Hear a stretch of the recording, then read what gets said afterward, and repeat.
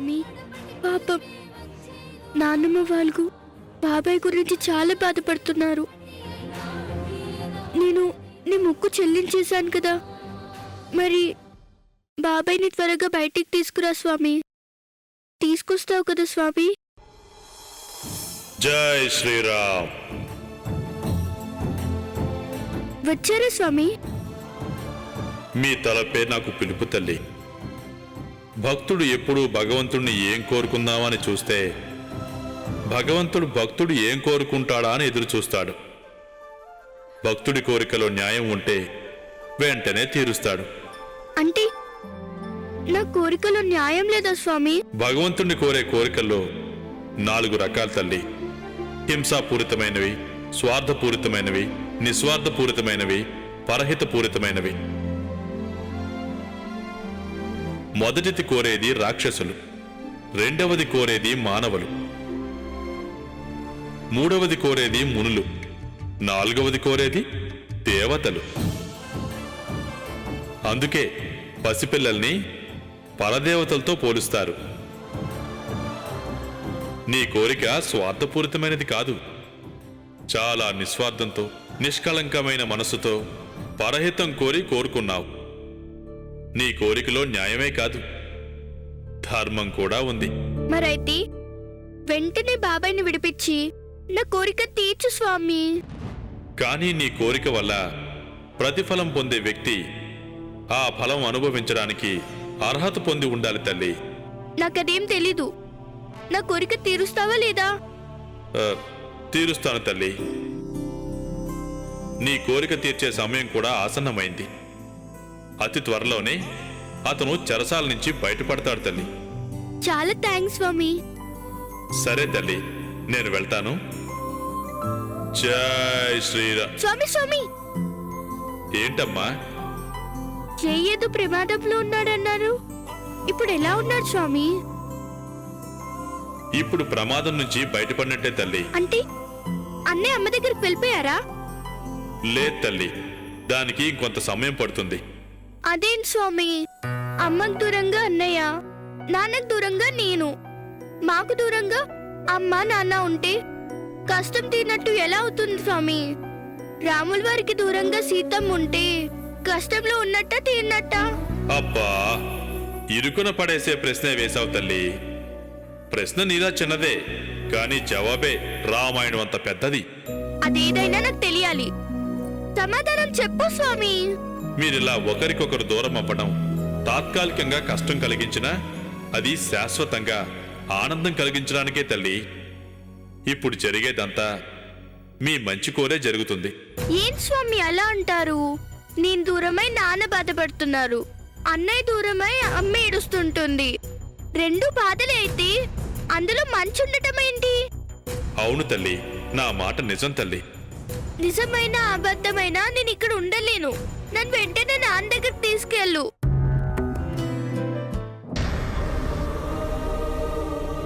చంటి బిడ్డకు కావలసింది తల్లి లాలన పాలన.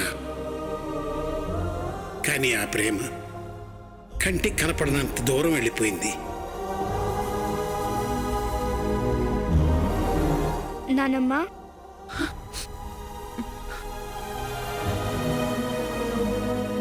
ఏంటమ్మా?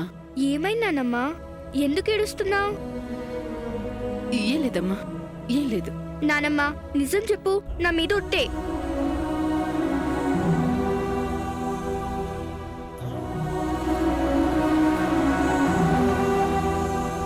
అను, నీకింతకు ముందు నా చిన్నప్పుడే వదిలేసిన నా కొడుకు గురించి చెప్పాను కదమ్మా. అవునానమ్మా, చెప్పావు. అయితే నా కొడుకు నేను కలవబోతున్నానమ్మా. అవునా నానమ్మా? ఎప్పుడు ఎప్పుడు కలబోతున్నావు?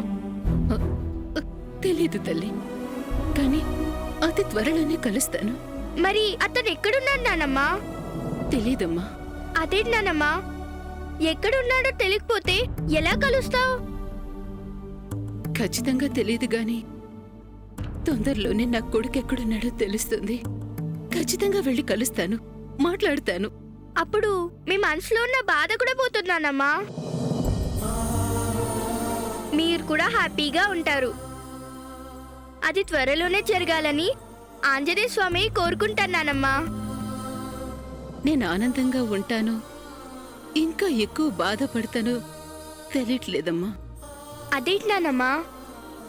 అవునమ్మా, నా కొడుకుని కలిశాక తను నన్ను ఎలా చూస్తాడు, ఎలా మాట్లాడతాడు, తనకి నా మీద ఎంత కోపం ఉందో, ఎంత ద్వేషం ఉందో తలుచుకుంటేనే భయంగా ఉందమ్మా. ఇప్పుడు నా కొడుకుని కలిశాక కలిసి ఉండాలని నేను కోరుకుంటున్నాను.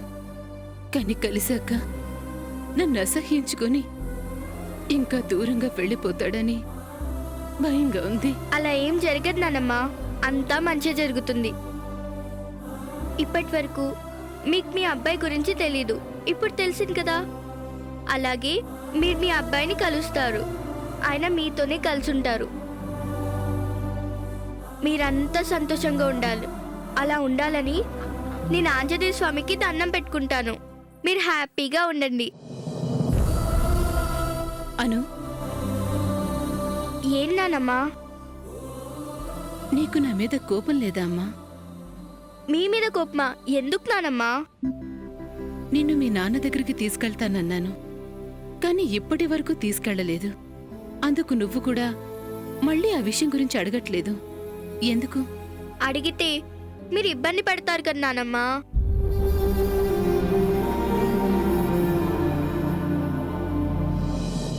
అవునానమ్మా, ఇప్పటికే మీరు బాబాయ్ గురించి చాలా టెన్షన్ పడుతున్నారు, దూరమైన మీ అబ్బాయి గురించి బాధపడుతున్నారు.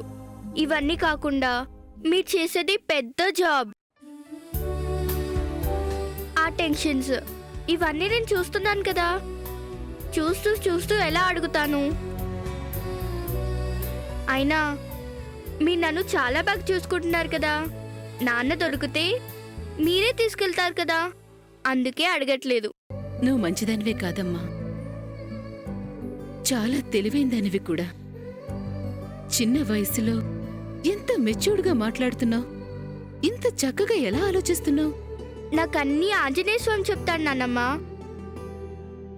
నేను ఎలా మాట్లాడాలో, ఏం చేయాలో, ఎలా ఉండాలో అన్నీ చెప్తారు. నాకే కాదు, జైకి కూడా చెప్తారు. నేను ఇక్కడి నుంచి మా నాన్న దగ్గరికి వెళ్ళిపోయే టైం వచ్చినప్పుడు ఖచ్చితంగా వెళ్ళిపోతానని చెప్పారు. అందుకే మిమ్మల్ని అడగటం లేదు.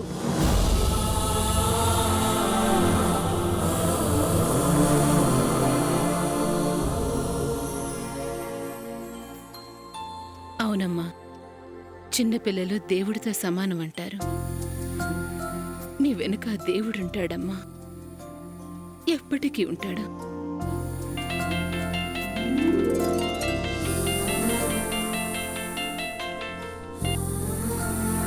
అమ్మా, నేను ధర్మారావుని. మీరెక్కడున్నారమ్మా? ఇంట్లో ఉన్నాను ధర్మారావు గారు. ఏంటి విషయం? వస్తానమ్మా, వచ్చి చెప్తాను. చాలా ముఖ్యమైన విషయం అమ్మా. మీరొద్దు ధర్మారావు గారు, నేనే వచ్చి కలుస్తాను. మీరెక్కడున్నారు?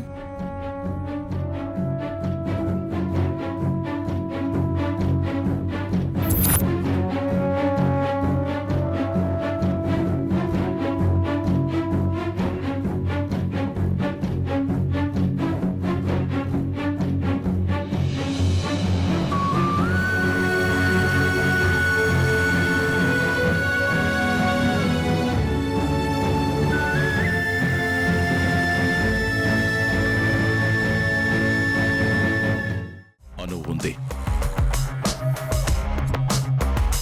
నా నమ్మకం నిజమైంది. ఆ నిజాన్ని మీరు చూస్తారా?